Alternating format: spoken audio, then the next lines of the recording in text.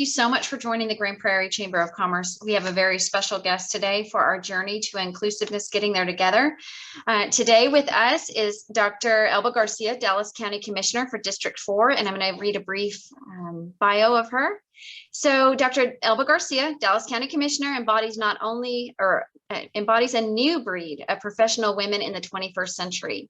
She is not only a community leader, but a wife and a mother of 2 sons, a dentist with her own private practice, holding 2 doctorates in odontology and dental surgery, and a role model for women, Latinos, immigrants, and anyone who strives to succeed. Having served on the Dallas City Council from 2001 to 2009, Commissioner Garcia was unanimously chosen by her peers to serve as Mayor Pro Tem and Deputy Mayor Pro Tem. She was elected to serve as Dallas County Commissioner for District 4 in November 2010, becoming the first Latino to serve on the Dallas County Commissioner's Court, and is currently serving her 3rd term. Commissioner Garcia is recognized as a distinguished leader, known for problem solving across a variety of interests, striving for better services for Dallas County taxpayers and more transparency in government. Commissioner Garcia is the chair of the Dallas County Criminal Justice Advisory Board, DWI Task Force, New Life Opportunities, and the Dallas County Facilities Management Committee. She is vice chair of the North Texas Behavioral Health Authority. She's also a board member of the Public Employee Benefits Cooperative, Benefits Review Committee, and the Continuous Improvement Steering Committee. In addition to her service and to constituents, Commissioner Garcia bears a myriad of other public service responsibilities. She currently sits on the Safer Dallas, Better Dallas board and is an advisory board member of the New Friends, New Life, Methodist Dallas Medical Center, Hope's Advisory Council, and College of Juvenile Justice and Psychology at Prairie View A&M University boards. Dr. Garcia is a very active participant with the Grand Prairie Chamber of Commerce, and we are so honored to have her here today. So at this time, I'd like to welcome Dr. Elba Garcia. Thank you, Madam President. Thank you, Ms. Madam, for the invitation. Thank you to all of the members of the Grand Prairie Chamber of Commerce. The work you do is backbone in our community, and I really appreciate you giving me the honor to be with all of you today. Maria Santi, thank you so much for giving me the opportunity to be with all of you this afternoon. So let me go ahead and say that I usually feel more comfortable speaking about Dallas County issues, but when I read the Journey to Inclusiveness and how do I see that journey in today's business environment, it was something that really piqued my interest and attention. And I say, well, as we start celebrating Hispanic Heritage Month tomorrow, what a better way to do it, talking about Journey to Inclusiveness. So as you know, a lot of you know, you can get my accent. I was not born in Texas, but I got here as fast as I could. I was born and raised in Mexico City. I have to say that the Lord blessed me with the best parents that anyone could ask. My father was a doctor and a general in the Mexican Army, and my mother was a teacher until I was born. I'm the oldest of 4. So I grew up in a very strict household. Rules were important. Being on time was important. If I tell you how many times I was left because my hair didn't look the right way, my father will not wait. At 13 hours, everybody was in the car, and if you were not one of them, you were left out. So, and I have to say that growing up, coming from a military family, my father always, as well as my grandmother, who was one of the first secretaries that graduated from secretarial school in Puebla, and my mother being one of the first teachers that graduated for her town in the north of Mexico, I was always told I could do anything I wanted. So I just have to work hard, and it will happen. So it was kind of a shock when the first time that I hear that that I probably shouldn't be doing something was one of the counselors when I applied to dental school. in La Universidad Autónoma Metropolitana. It was the first time that I hear someone telling me, hey, are you sure you want to be a dentist? You're short and skinny, and probably this is a career for men with big muscles with a little bit more force. And thanks the Lord, I didn't listen to that counselor, and I had the opportunity to go back later after I graduated and told him that, to pull a tooth was not a matter of brute force, it was a matter of technique.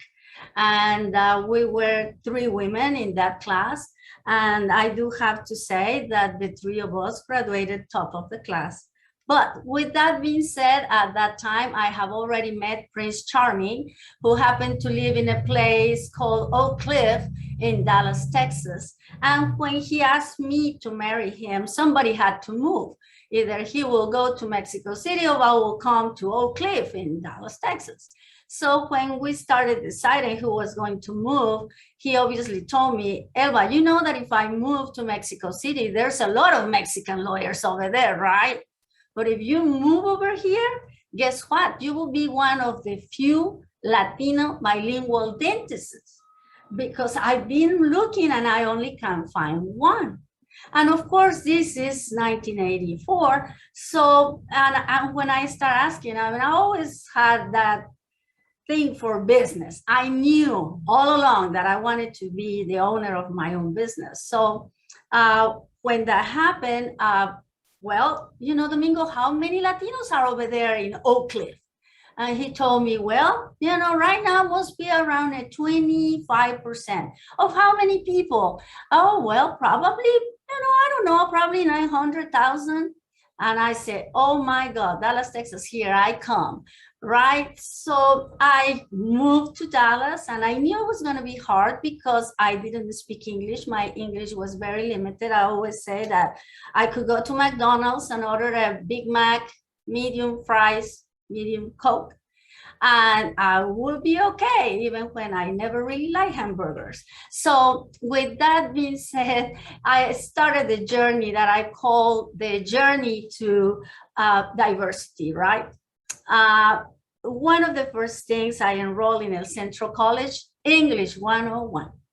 And I enrolled also in the dental assisting program, thinking that if I could not make it to dental school, I knew I have to go back to dental school to revalidate my Mexican doctorate. So I started doing dental assisting. I finished the course and start taking all the tests to go into dental school. And I was very blessed, and my grades really helped me.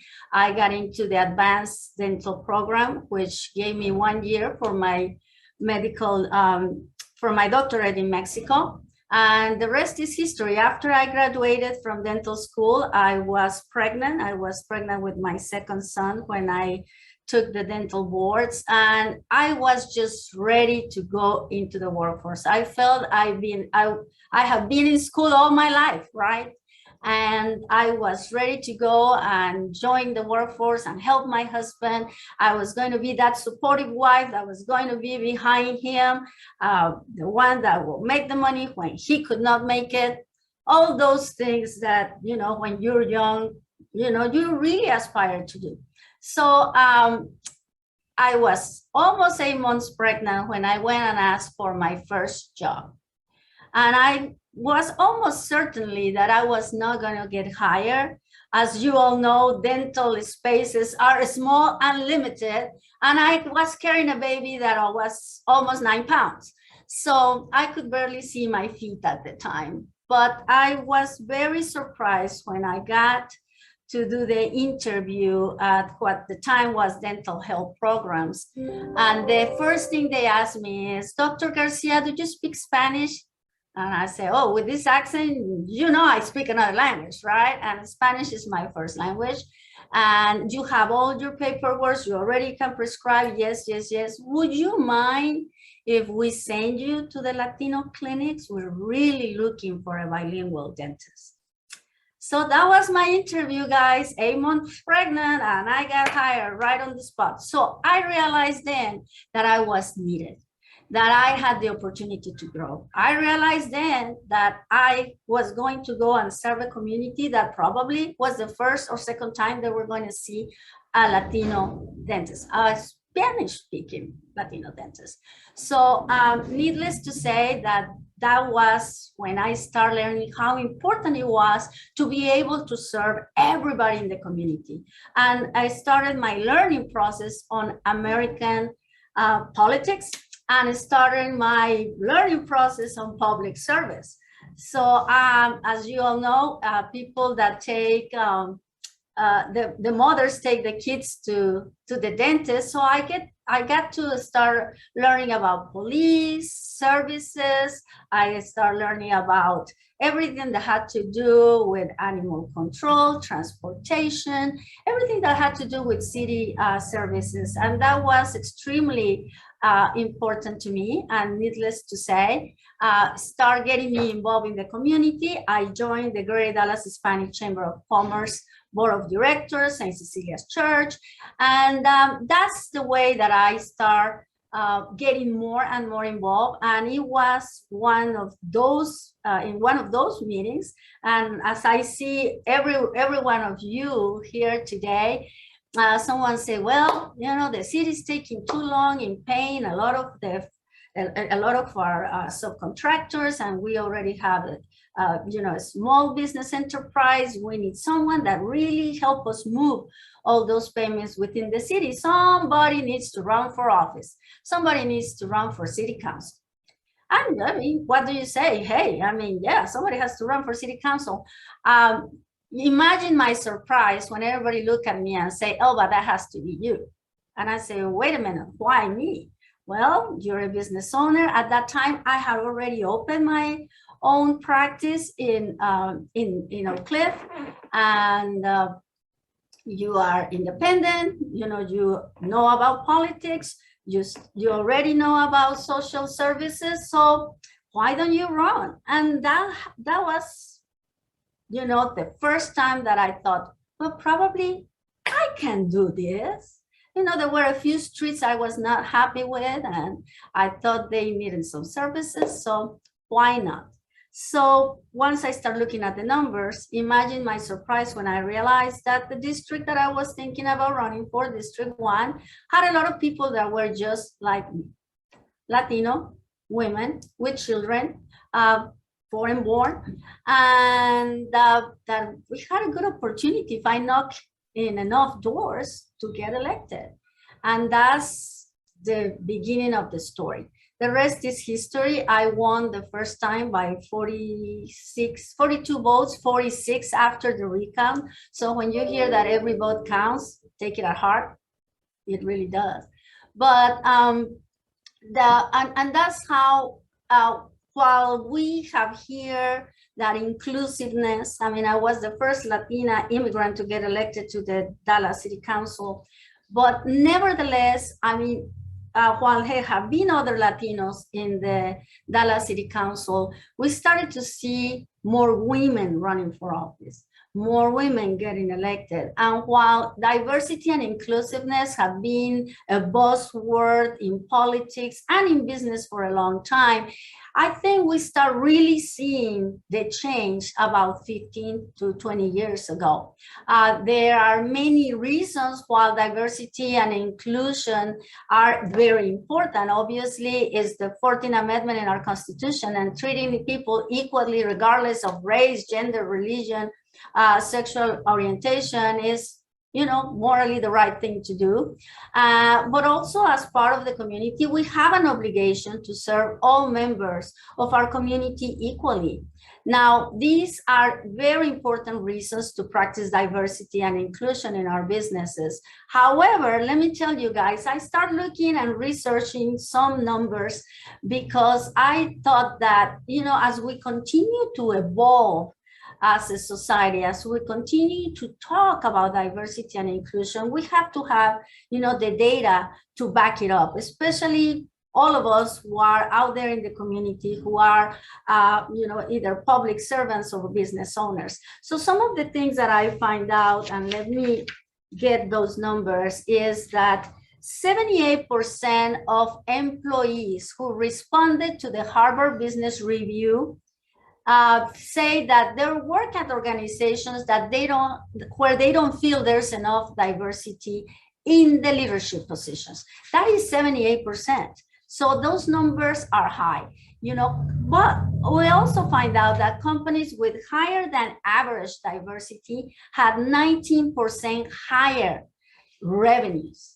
A 2018 study by Harvard Business Review found that the most diverse companies were also the ones that have the most innovation and allowing them to market a greater range of products to consumers. High representation of women in executive level positions result in 34% greater returns to stakeholders. Companies with more women in leadership positions consistently outperform companies with less than half of their leadership positions filled by women.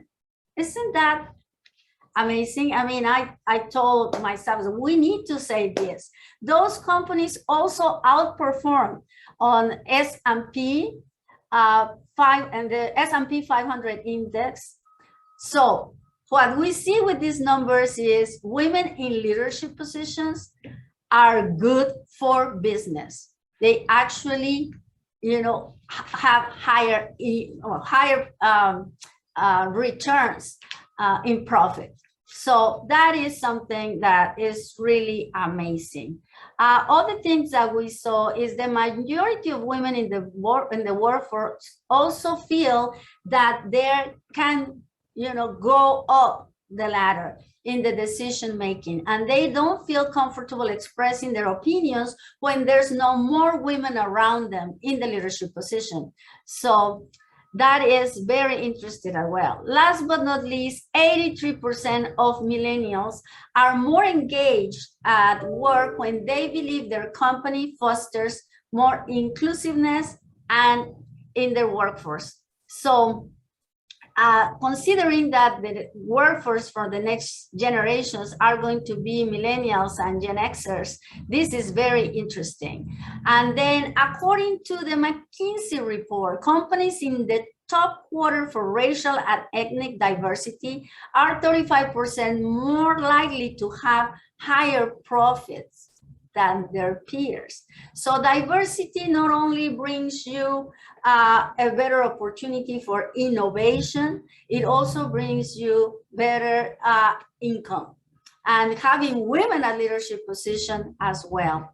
And last but not least, 67% of all the job seekers consider workplace diversity an important factor when looking for a job.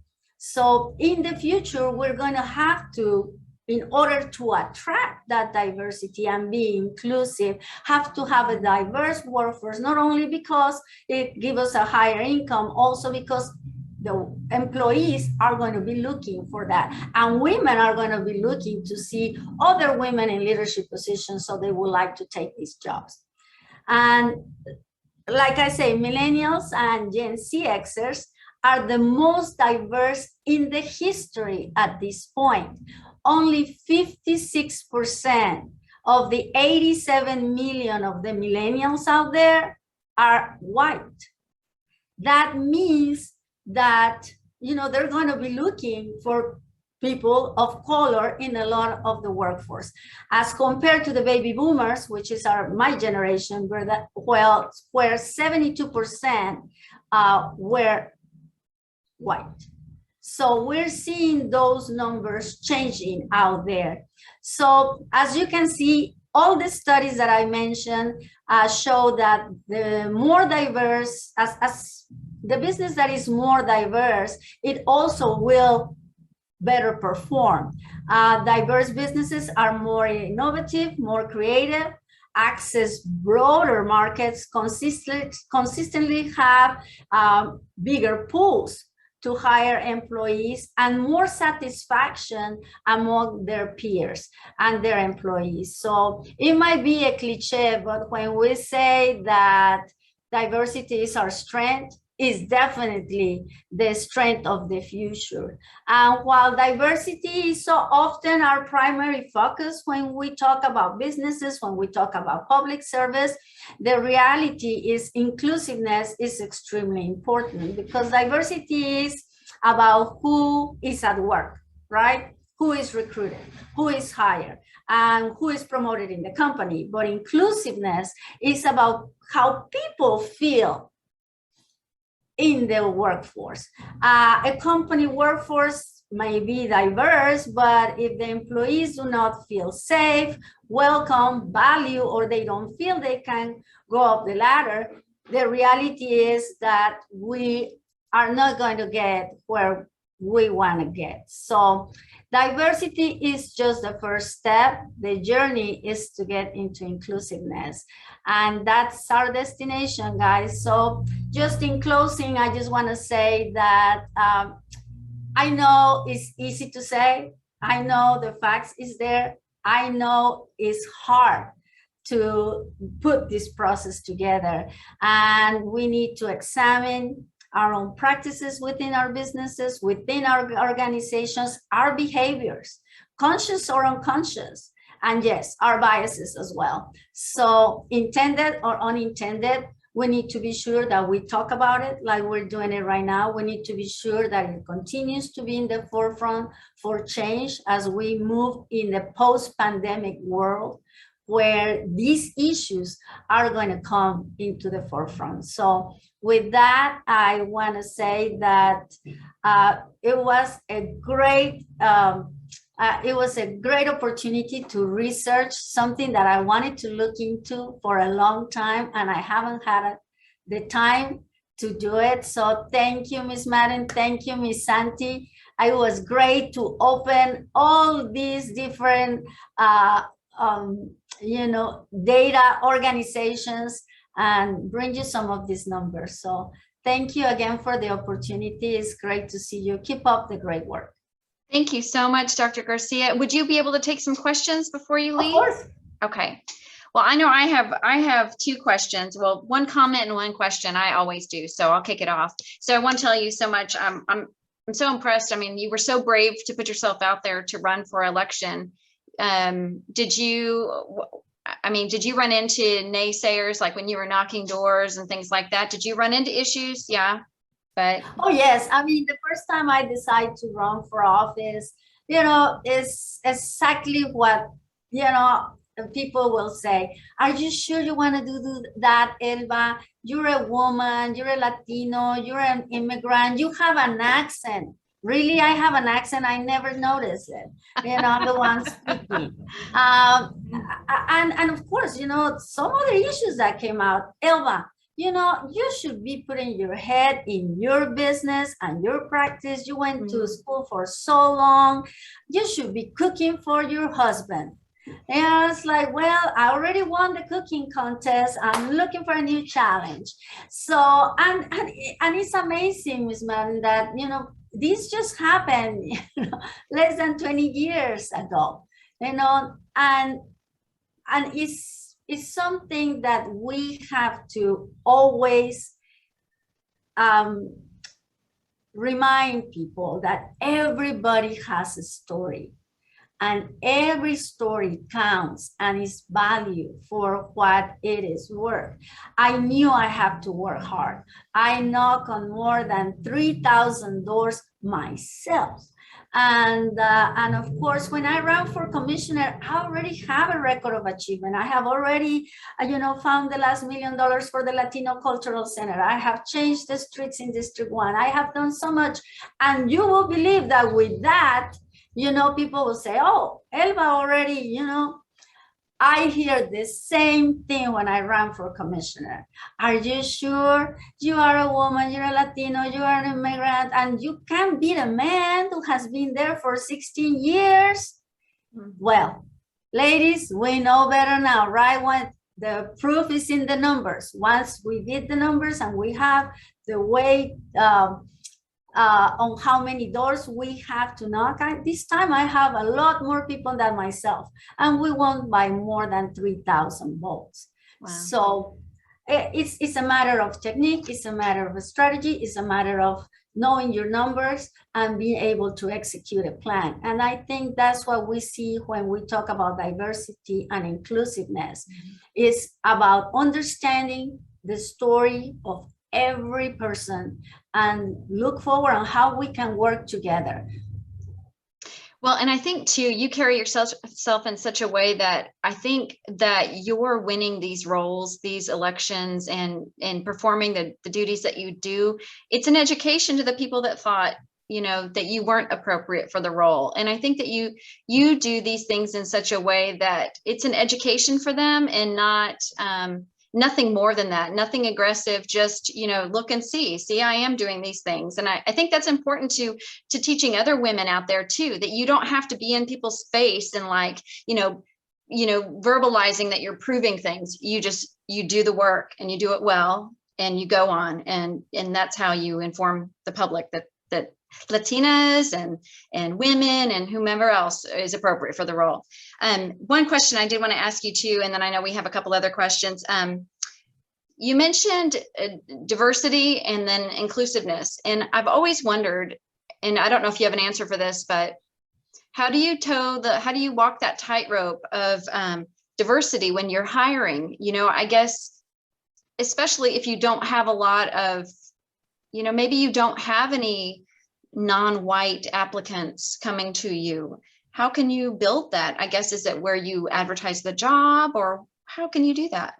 Definitely. I think that you have to fish where the fish are. Okay. Right. So, I mean, I always say here in Dallas County, it's a challenge. Obviously, you have to find the most qualified people.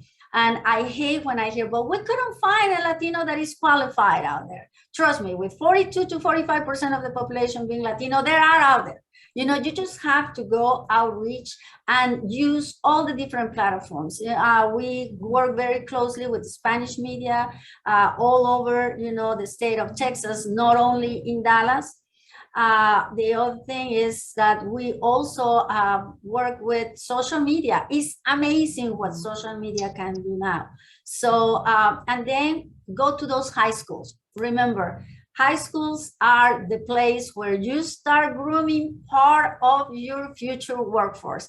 And in Grand Prairie, you have some of the most fabulous students. I have to tell you, in the times that I have worked with Grand Prairie ISD and I've been in their lunches, it's just inspiring to see all these young men and women from all diverse backgrounds, being so eloquent, being so assertive, knowing what they want. And that is the leadership that you want to be sure stays in Grand Prairie. And I see a lot of them are staying in Grand Prairie. And at least they have verbalized to me that they love Grand Prairie, that they love to work in the future for ISD, for the city. And that is, amazing. And you do have to do that. As a Chamber of Commerce, you have the opportunity to start mentoring right now while they're still in high school. Absolutely. And you do it through your scholarships. I know that I support the dental scholarship every year. So, let's start there. We're trying. Yeah. Okay. It looks like there's a question from Mike Del Toro. Mike? Oh, okay. Well, I just wanted to thank Dr. Elba Garcia. I've known her since about 1995 or so. I was, in kindergarten with her. No, but yeah, I've known her since 1995. She's a wonderful person, and Domingo too. They are true servant leaders, so very admirable. I've known her in, as our family dentist, as our, helped her with Dallas, running for Dallas City Council in that first office, and then, was proud when she became commissioner and mayor pro tem and all of that. So my hat off to you, and it means the world, to me to be, in this community. Love Grand Prairie, and so it was just that. It was a comment. It really wasn't a question. Thank you, Mr. Del Toro. Say hello to Imelda and the family. I appreciate it. Thank you, Dr. Elba. All right. Does anyone else have any other questions or comments before we wrap up? Michelle, I have a question. Okay. Gerald hopped in first, and and then we'll get Susanna. Okay, well, two comments first, and one is I appreciate you being such a strong female role model, being a father of daughters. So it's great to see that and give them models to aspire to. I love your comments on diversity. I just had this conversation literally 5 minutes ago that having different perspectives allows us to provide different solutions. The two questions I have, besides being grateful of your support in Grand Prairie, we love that. The boxing program and with GPISD, it's just awesome, your support. I am a product of community college. I went to Dallas County Community College, Cedar Valley, before I went to Texas A&M University. And I was curious about your experience there. And then my second question being is, you came here with English being a second language. Now with our students is the reverse, trying to teach them Spanish so that they can be more inclusive in their lives. What are some ways that you would suggest that we're able to teach our English kids how to speak Spanish and how you got fluent to be bilingual? Well, I do have to say that I know it's hard when our kids start being immersed in English all the time. When I got here to the United States, Univision had 3 commercials. So it was hard to watch Spanish media, but now you can hear, Spanish radio, you can hear Spanish news, you can hear programs and movies and etc. So I always recommend people to watch and start listening, the language that you want to learn. Here, like I say, I was pretty much immersed. Okay, there was not much for me to look into it. I was reading the newspaper every day. I was listening to the radio. I was putting the lyrics in music, and now Alexa can do that. So you start practicing. And one of my colleagues that worked with me for several years at the dental office, he was from India. And he loved Spanish telenovelas, Spanish soap operas. And sometimes, I will hear his Spanish going, muchísimas gracias, and I remember telling him, Dr. Reddy, you don't really need to emphasize the same way as a telenovela, you just can say muchas gracias. But anyway, it's a way of starting learning, through some of the surroundings, practicing. Hey, till this day, I still think in Spanish. Believe it or not, 37 years later, I still sometimes, catch myself, translating. So it's a mental process, but more importantly, it's reading, writing, and listening. So every single time you want me to speak in Spanish, I'll be more than happy to do it. Thank you. Wonderful. Thank you for that. Susanna, you had a question. Let me see if she's still on. Yes. So Elba, I wish, I'm bilingual, but I wish I had your accent. It's just so beautiful. I can listen to it all the time. I just want to ask, you've accomplished so much, and it seems like you have so much energy. You have so much, just this positive vibe. What is in your future 5 or 6 years from now? What are some of the other things that you look to accomplish in your life? Well, one of the things that I promised when I ran for commissioner was to increase all the trail network, which was, in my opinion, the best kept secret in Dallas County. Obviously, I promised that I will reduce deferred maintenance, which is one of my goals. As you know, talking about the consolidation of Dallas County, we have already done that. We're about to open the records building, where we're going to consolidate the whole operations of Dallas County, 200 million without raising taxes, without going into debt. We have decreased the debt of deferred maintenance in Dallas County from 100 million when I got elected to less than 20 right now. So my goal is to live in Dallas County as probably one of the few counties in the state of Texas, of the 254 counties, with the least amount of debt. You know, that is one of my goals. I couldn't do it when I was in the city, but I'm going to do it as a commissioner. And then, of course, open the doors of opportunity for more small businesses. We know that small businesses are the backbone of every community, that women and minorities are the ones who opening all the small businesses that keep us afloat. And we are going to, for the first time, have virtual town hall meetings for small businesses in English and Spanish, so we can open the door of opportunity of more businesses doing business with Dallas County. And this is going to be Wednesday, September the 27th, 2021. 11:30 to 12:30 in English and 12:30 to 1:30 in Spanish. I will send this to Maria and Ms. Madden so she can distribute it, among your membership, and hope you can join us. It's about education, education, education, education. And the more educated we get in our community on how to use the resources out there, because one of the things about the North Texas region is we have all the resources. It's just how do you access them? And a lot of people don't know how.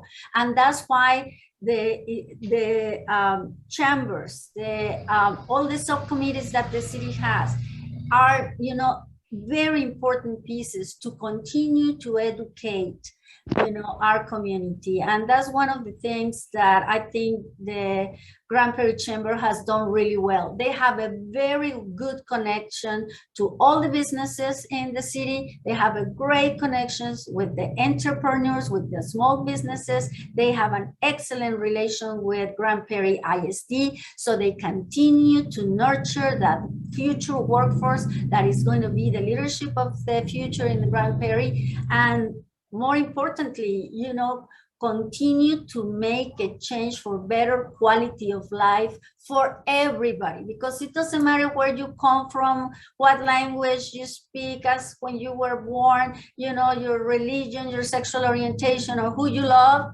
The reality is we are here to serve everyone and make the next generation given a very better quality of life than what we have today.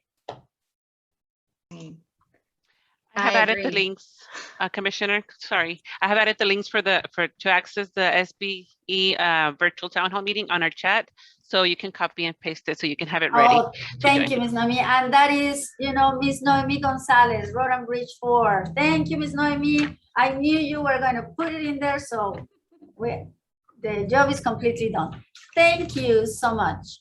We'll make sure that we send it out to everyone that registered for the event today as well. It looks like Greg has a question. Greg, you have a question for Dr. Garcia? You're muted right now, Greg. Hold on.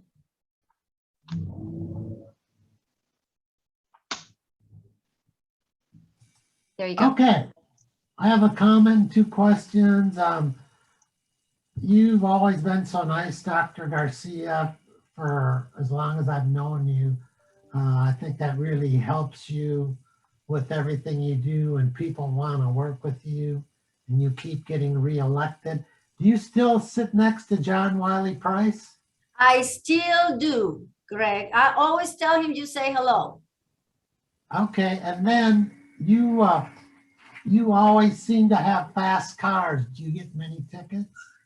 Yes, well, my husband loves the really fast ones, but yes, I have had some fast cars in my lifetime.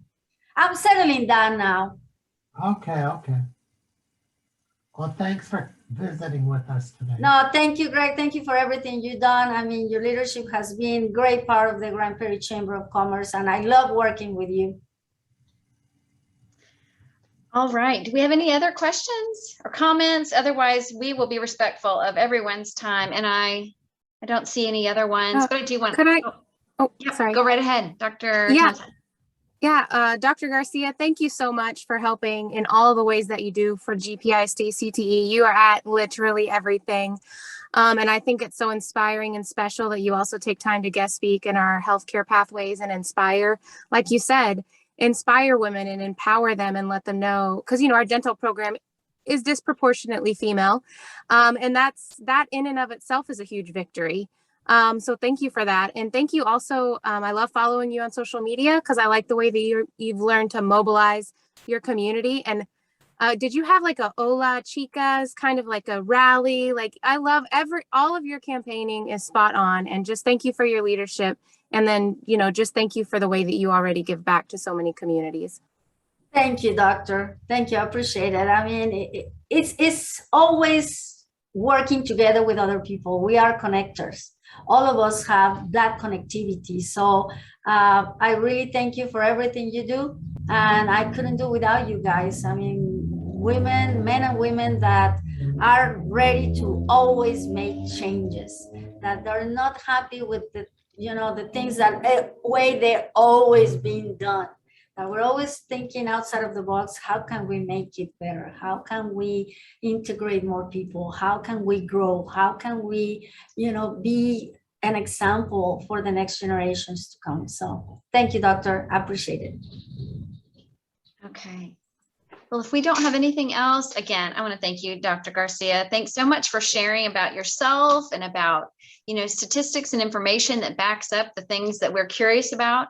So I think I'm going to reach out to you and get some of that information for myself in writing.